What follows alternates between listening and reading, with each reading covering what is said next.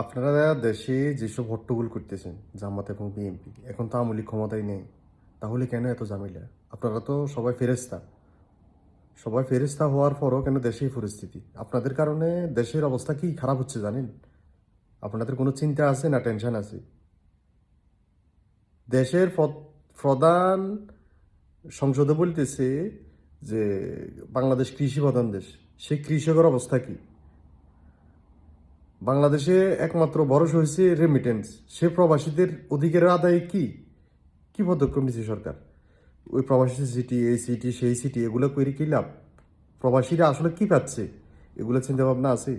মূর্খ রাজনীতি আর করিয়েন না। মূর্খ সুদা রাজনীতি করার দরকার নাই। দেশটাকে এখনো সঠিক পথে নিয়ে যাওয়ার সময় আসছে।